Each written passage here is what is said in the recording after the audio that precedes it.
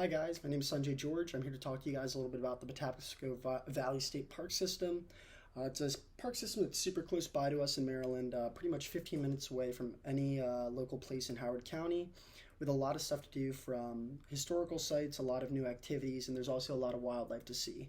I've been going into Patapsco to fish, bike, hike, and kayak, and rock climb for close to 15 or 16 years now. I've had a great time. I've been there since I was going. I've been going since I was a kid.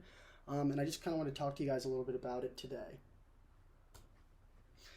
So in the woods, we return to reason and faith. There, I feel that nothing can befall me in life, no disgrace, no calamity, which nature cannot repair. That's actually a quote from Emerson in his book, Nature. It's a beautiful quote, and I think it really sums up how I feel when I'm at Patapsco. It's a sense of peace, and there's really nothing that can go wrong mentally, or it's just a place where you can relax, and there's a lot to kind of take in as well without it being overwhelming. So some of the background, right?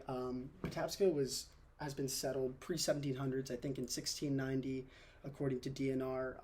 You start to see people pre-Revolutionary War start to settle the area with industrial settlements. Then 1907, the park begins to be founded with 43 acres that are donated.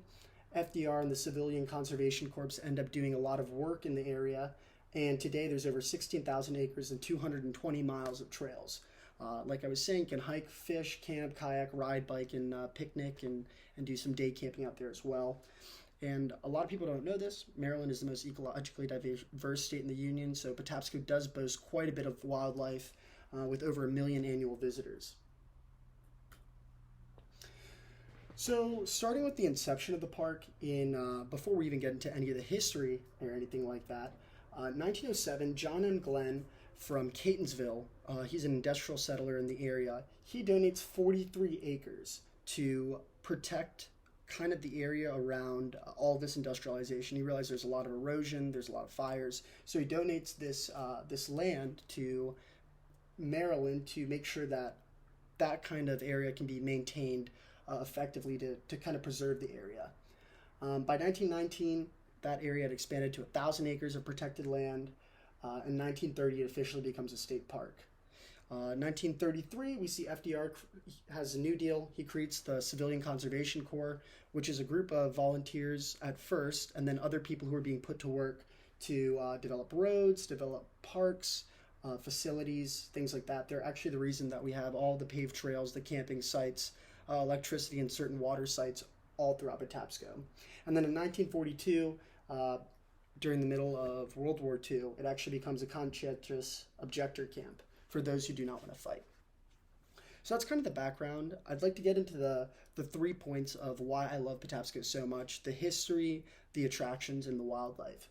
So kind of starting with the history, this is, for reference, the Thomas Viaduct. This is the same Thomas Viaduct. I don't know if you can see down here. These are actually Civil War soldiers in front of that same bridge that I was just showing you guys. So some of the sites and history that you guys can see in the park, it actually starts in Elk Ridge, 2 words at the time. If you guys know where the Costco is, or some of that Urtrek stuff, there's a bunch of breweries around there as well. That's where this deep water port for the first one in Maryland was. It was even bigger than anything in Baltimore at the time, which hadn't even been conceived as an idea. But by 1869, it's all silted in. But in that area, you can still see ruins, and obviously there's a battlefield kind of near there as well. Along there, 1755, another really big attraction that kind of still stands today, which you can see the ruins of, is the Elk Ridge Furnace. That, I believe, was built by Thomas Dorsey, according to the Baltimore Sun. And they produced nails and things like that for the Revolutionary War, all sorts of ironworks. The Union Dam near Hollifield, that comes around in 1810.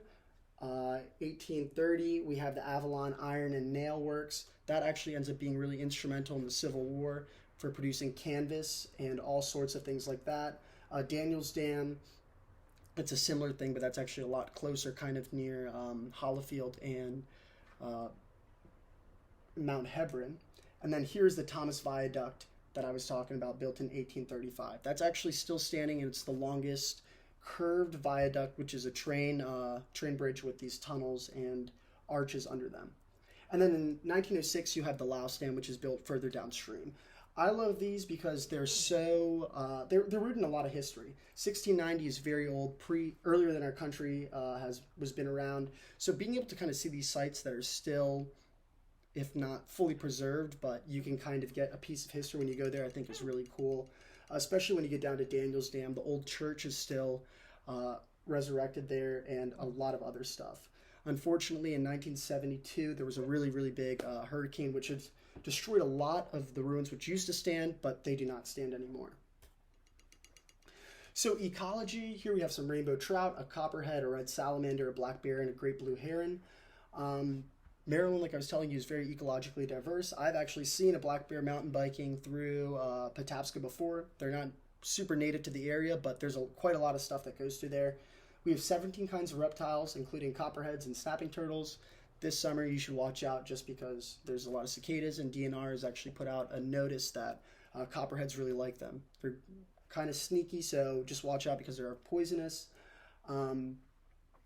There are also 16 kinds of mammals, including coyotes, deer, American beavers, and red bats. Also, there have been some bear sightings, like I was mentioning, as well as cougar sightings. There's about 6 every year or so, but nobody's actually ever seen or been able to take a picture of the cougar that we can verify. But reportedly, it is in there.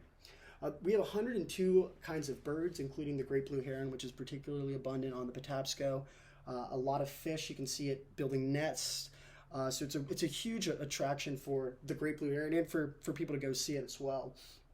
12 kinds of amphibians, including the red salamander and a bunch of frogs. And there's 19 kinds of fish, including bass, catfish, and trout, which they do stock towards the end of the year. Activities, there's 6 areas of Patapsco: McKeldin, Daniels, Hollifield, Hilltop, Pickall, and Avalon. Those areas represent kind of the central locations, which encompass maybe some other small cities as you branch farther out. But you can do a lot of mountain biking, which is my preferred activity, a lot of running, hiking, and even horseback riding on these trails. Another great attraction in Patapsco is the Rockburn Skills Park. That's this up here. There's a bunch of really great dirt jumps for people who like to do BMX and things like that. This over here is actually Daniel's Dam. I really like that spot because not only is it beautiful, but it's about 2 miles of still water above the dam, which means that in the summer when it gets really hot, 90s and stuff like that, I can do a lot of rope jumping from trees and do a lot of swimming upriver and kayaking, which I really enjoy. The Patapsco Epic is a 50-mile race. That is one version of it, and then there's also a 10-mile loop, which is 6 hours, which people do as many times as they can and attempt to put down the most mileage. That's also a blast to do out in the woods and spectate if you're not up to doing hundreds of miles. There's also a lot of climbing, for rock climbing down by the Woodstock area. There's a lot of valleys in the Patapsco Valley, obviously, and these sheer rock faces make for some great attractions. And once you're done all that in that area, Woodstock Inn is really the only bar in the middle of the woods, but it's a pretty cool spot, and there's also live music there as well. So this is me actually out by the Quarry Loop. I do a lot of mountain biking and stuff. There's a water behind me. I just want to talk about why I have so much fun out here. I have a bunch of activities that I do outside. Patapsco always seems to be a place where I'm able to find an outlet for all these wonderful things while being able to experience nature and kind of soak in some of the history.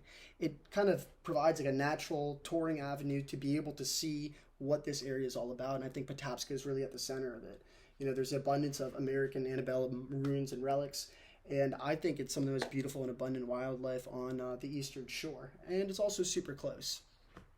I hope you guys take some time to really explore some of the areas that are close to you. Around HCC, I know the closest areas are Daniels and Woodstock.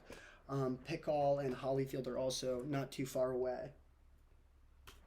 So I'd like to leave you guys with this last quote by Emerson. It says, "The sun shines today also." And that's just kind of my message, to go out there and you make the most of Patapsco, because especially this summer, it's getting beautiful. Coronavirus is kind of winding down. I think the best and most rewarding place you can be is outside in Patapsco. Thanks.